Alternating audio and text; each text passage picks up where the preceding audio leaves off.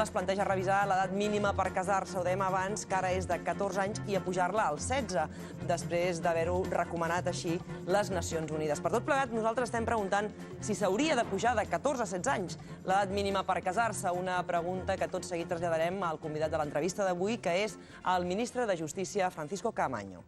Señor ministro, ¿qué tal? Buen día, buenos días.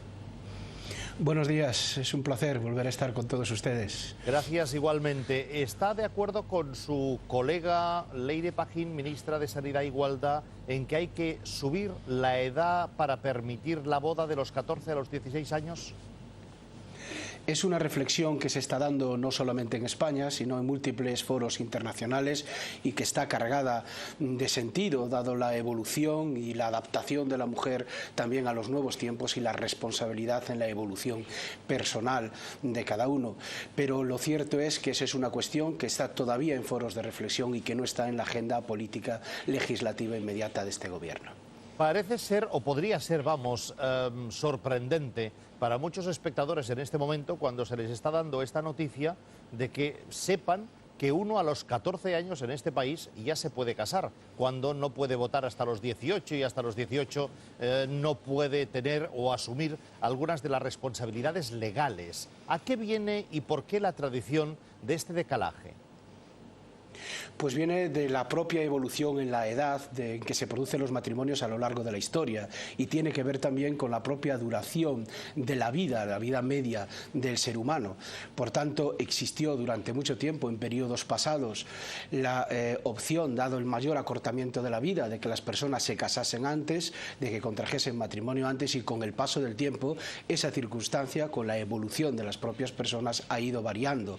La reflexión que hay hoy es precisamente si no debe de acompañar el derecho también a esa constatación de la realidad. Nosotros creemos que sí, y por eso lo apoyamos en los diversos foros, insisto, internacionales de reflexión, en sintonía con otros muchos países. Pero dice usted que no está en la agenda del gobierno tratarlo. No está en este momento en ningún proyecto legislativo concreto. Lo único que existe propiamente es un periodo abierto ya de reflexión en torno a estas cuestiones, pero no hay todavía un proyecto definido de modificación del Código Civil en ese sentido.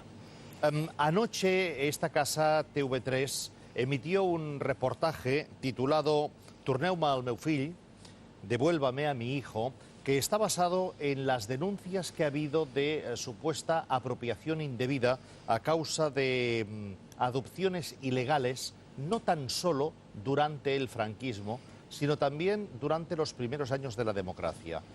Escuche atentamente el testimonio de esta mujer, por favor. Era un negocio de vender niños. Sacaban dinero y destrozar vidas para siempre, como destrozaron la mía. Y un infierno que llevo 32 años que va a hacer, de pesadillas. Eso es lo que yo llevo. Y eso es lo que hicieron conmigo. Matarme en vida. Yo no pido nada, pido justicia. Justicia con los que me hicieron tanto daño. ¿Qué le diría usted a esta y a otras tantas madres que han empezado a organizarse para reclamar que por lo menos esto se investigue judicialmente, ministro? Pues en primer lugar, si esto se acredita, estamos hablando de hechos realmente gravísimos que se han dado en la historia de nuestro país y que por tanto deben ser esclarecidos y si existe capacidad y todavía no han prescrito esos delitos, ser judicialmente perseguidos para que quienes han sido responsables de esos hechos paguen por los mismos. En este momento la Fiscalía General del Estado está analizando todas las denuncias y toda la información que tiene a su disposición. Estoy seguro que se va a preocupar de manera directa de realizar y averiguar el esclarecimiento de estos hechos, y desde luego el Ministerio de Justicia, al que a través de nuestro sistema de atención ciudadana ya se han llegado algunas asociaciones y particulares, va a adoptar también todas las medidas que estén en su alcance de apoyo a la justicia y de colaboración con los interesados para que estos hechos puedan esclarecerse y se sepa la verdad. Le vamos a mandar, si le parece bien, una copia de este reportaje que vimos anoche en Cataluña para que pueda usted tener también mucho más conocimiento de causa con la cantidad de aportaciones y de documentos que hay precisamente que revelan cuál podía ser o cuál fue realmente una de las posibles tramas. ¿Le constaba a usted que hubiera podido haber tramas que llegaron a actuar, a operar incluso durante ya la etapa democrática primera?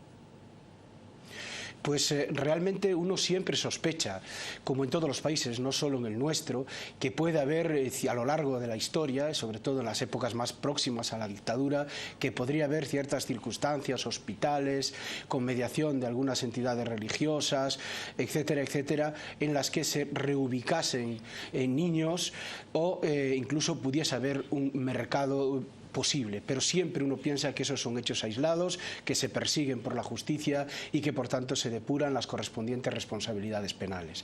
Lo que ahora está surgiendo y aflora, como decía antes, es de una especial gravedad que merece ser analizado y estudiado para que todas las personas que pudieran estar implicadas, si existen responsabilidades penales, puedan responder por aquellos hechos una vez, obviamente, que se acrediten debidamente ante los tribunales de justicia. Por eso agradecemos toda la información que se nos esté remitiendo, pero fundamentalmente también al Ministerio Público, para que los fiscales de España en Barcelona, en Madrid o en cualquier otro lugar puedan iniciar investigaciones para esclarecer estos hechos.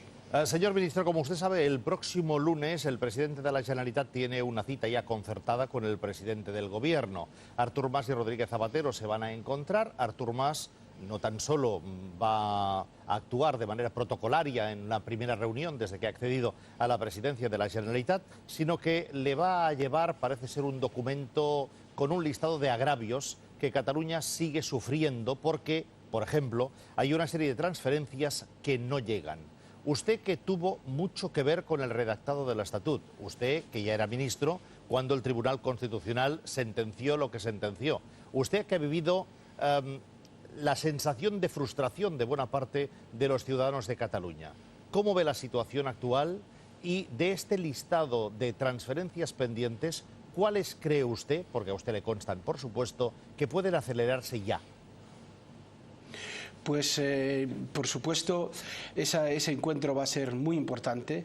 Nuestra voluntad ha sido desde el primer momento, la del Gobierno, de poder ejecutar en todos sus términos el nuevo Estatuto de Cataluña y, por tanto, llevar a cabo el proceso de transferencias que en él se contemplan, porque eso es cumplir la ley y es cumplir la Constitución, y estoy seguro que en ese encuentro se va a poder avanzar en muchas de esas cuestiones. Desconozco, como no puede ser de otro modo en este momento, qué competencias concretas pueden estar en este documento. Sí puedo hablar de algunas que afectan directamente al Ministerio de Justicia, que probablemente son dos. La primera es el traspaso de medios personales en el ámbito de la Administración de Justicia. En este momento existe una reivindicación no solo de Cataluña, sino del conjunto de las comunidades autónomas que tienen competencia en esta materia, que parte de un planteamiento muy razonable, inicial. Se han comprometido todas las comunidades autónomas en el plazo de 2 meses de darnos un documento y un texto más acabado, y nosotros se lo hemos transmitido así en la conferencia sectorial. Estamos dispuestos a trabajar sobre ese texto y a buscar los debidos consensos parlamentarios.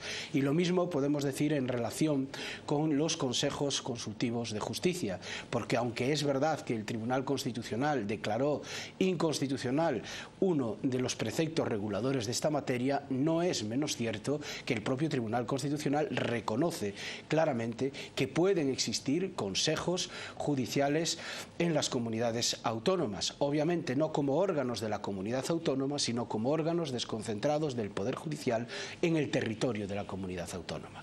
Esto afecta a Cataluña, pero también a otras comunidades autónomas que han asumido en sus estatutos esa competencia, y nuestra voluntad es llevar lo antes posible un proyecto en el que ya estamos trabajando para regular esta cuestión y conseguir también el más amplio consenso parlamentario, dada la importancia de la misma. Precisamente al hilo de lo que usted acaba de comentar, el vicepresidente Chaves, poco después de esta sentencia, diciendo que no se aceptaba, como usted muy bien decía, este organismo judicial que se podía entender como paralelo, también dijo que el Consejo de Ministros acabaría en un plazo corto de tiempo la reforma de la Ley Orgánica del Poder Judicial que contemple la delegación de competencias a los consejeros autonómicos. ¿Qué hay de ello?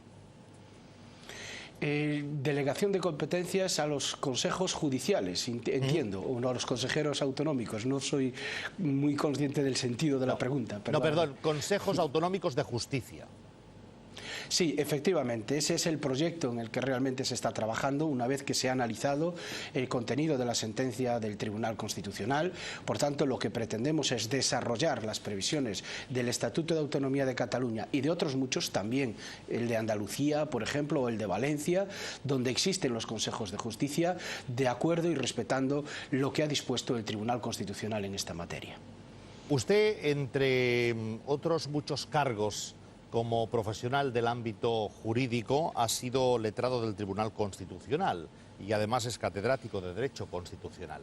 Sinceramente, con la Constitución ahí encima de la mesa, ¿cree usted que es bueno mantener el café para todos o habría que volver, como algunos de sus colegas apuntan, a la esencia de la Constitución, que se evidencie claramente que España está formada por nacionalidades y por regiones? Y eso ya indicaría que no todos deben ser iguales. ¿Sería esta la solución a ese debate abierto ahora acerca de la supuesta involución autonómica?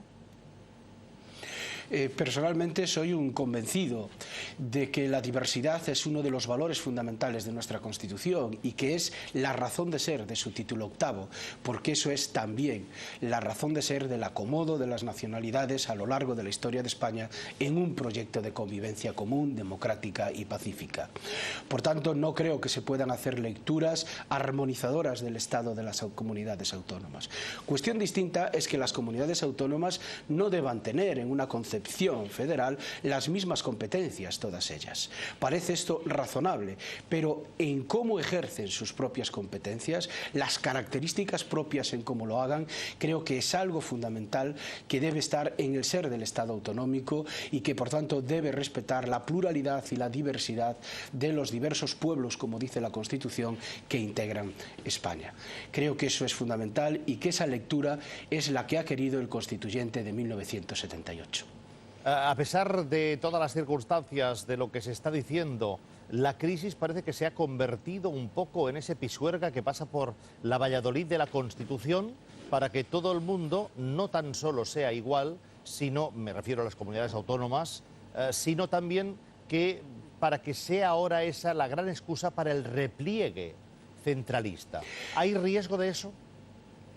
En efecto, a la derecha española nunca le ha gustado el estado de las autonomías y por tanto utiliza cualquier pretexto para realizar políticas recentralizadoras. También le sirve, por supuesto, las situaciones de crisis económica, donde hay necesidades de ajuste, donde hay necesidades de eficiencia, donde hay necesidades de evitar duplicidades dentro del sistema.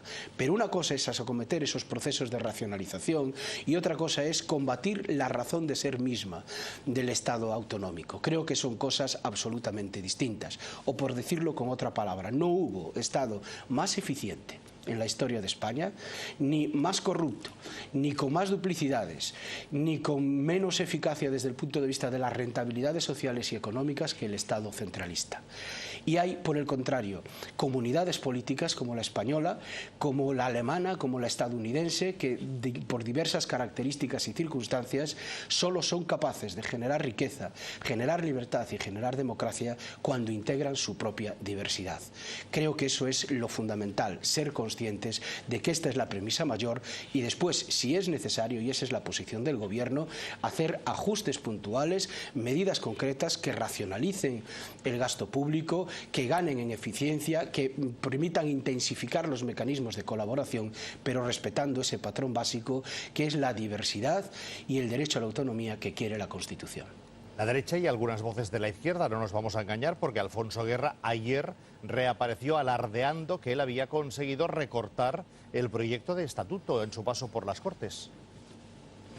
Bueno, es algo que ya he dicho más veces. Yo solo quiero subrayar que la tarea de acondicionamiento y debate del Estatuto de Autonomía de Cataluña cuando pasa por las Cortes ha sido hecha por el conjunto de los diputados que la han apoyado y votado mayoritariamente, que eso que se denomina ajuste del Estatuto al pasar por las Cortes no es más que fruto del proceso natural de diálogo entre Estado y comunidad autónoma a la hora de diseñar y de elaborar una norma institucional constitucional básica y que es bueno para todos, que ni Cataluña imponga un estatuto ni Madrid imponga un estatuto, sino que ese estatuto sea fruto de un diálogo, de un interés compartido superior, y afortunadamente yo creo que eso es lo que ha pasado con el Estatuto de Autonomía de Cataluña, que las posiciones se han encontrado, que para eso están los parlamentos, para eso está el diálogo y para eso está la democracia.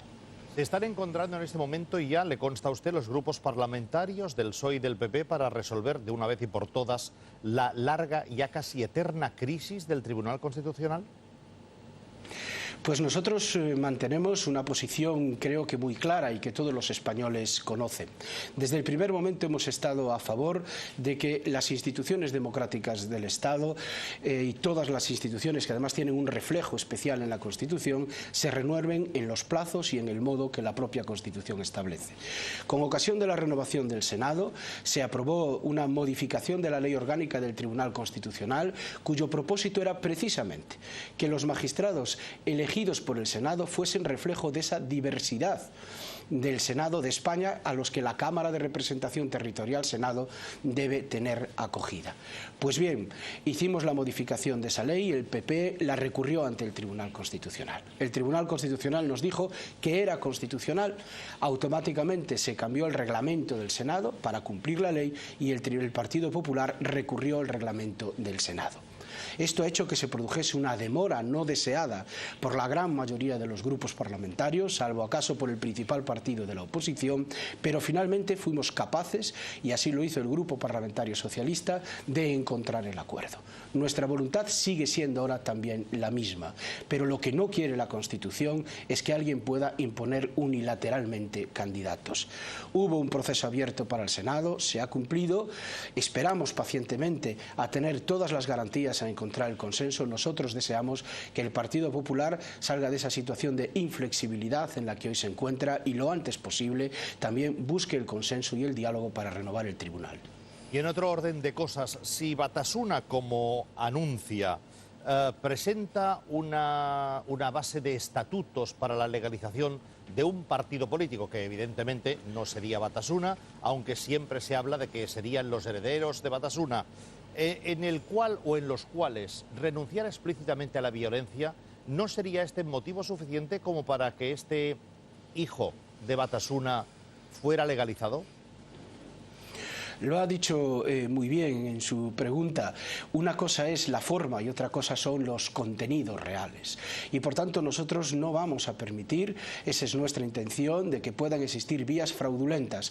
No basta con las formas. Si se constata de que ese nuevo partido es sencillamente la pantalla para dar continuidad a Batasuna y por tanto a una fuerza política que a lo largo del tiempo ha apoyado la violencia ejercida en contra de los derechos y las libertades de los ciudadanos vascos, pero en general también de todos los ciudadanos de España, nosotros, después de estudiarlo con la Abogacía del Estado, lo que haremos es recurrirlo ante los tribunales de justicia, que por supuesto tienen la última palabra en esta cuestión y cuya decisión acataremos. Pero la ley está para ser cumplida, no solo en las formas, sino también en los contenidos, como hacen los demás partidos políticos de este país y como hacemos en general todos los españoles. Parece ser que en un par de semanas un abogado sudafricano va a presentar un grupo de contacto internacional que pretende evaluar la situación real del País Vasco. Este proceso de verificación internacional, al cual también había aludido la formación política que ahora pretende esa legalización que estábamos comentando, ¿cree usted que tiene algún futuro?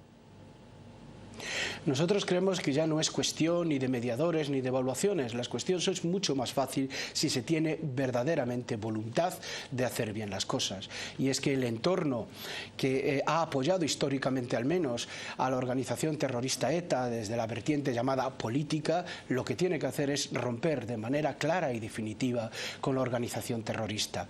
Eso es lo que desea la gran mayoría del pueblo vasco, eso es lo que desea la gran mayoría de los españoles, lo tienen perfectamente a su alcance, pueden hacerlo, creo que han iniciado un camino en la buena dirección, pero es precisamente ese entorno político el que se tiene que mover, porque los demócratas debemos seguir defendiendo nuestra posición, que no es otra que la de la dignidad de las personas, la libertad y los derechos del ser humano, fundamentalmente el derecho a la vida, a la libertad de expresión, etcétera, etcétera, y a concebir la política como un lugar de la palabra y no un lugar de la violencia.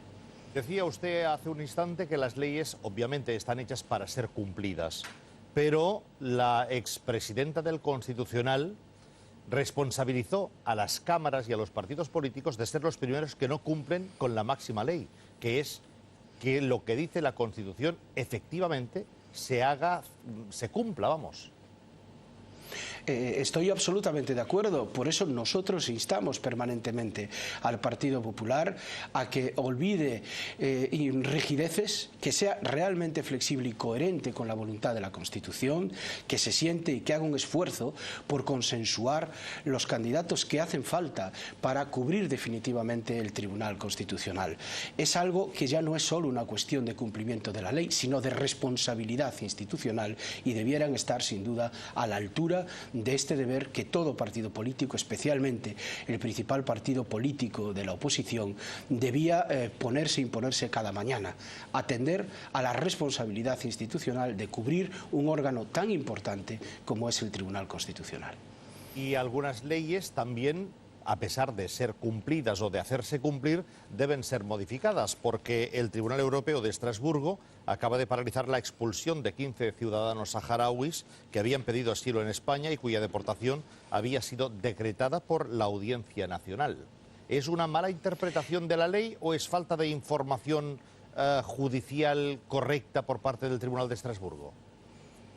Pues la pregunta es buena, porque se produce un efecto que intentaré muy brevemente explicar. El Tribunal de Estrasburgo en este momento no ha cuestionado en absoluto la legislación de asilo española, que es una legislación muy garantista, tanto que, como todos los españoles habrán podido comprobar, es el juez finalmente, en una resolución motivada, en este caso ha sido la Audiencia Nacional, la quien ha determinado quiénes podían ser expulsados y quiénes debían ser acogidos a través del derecho de asilo.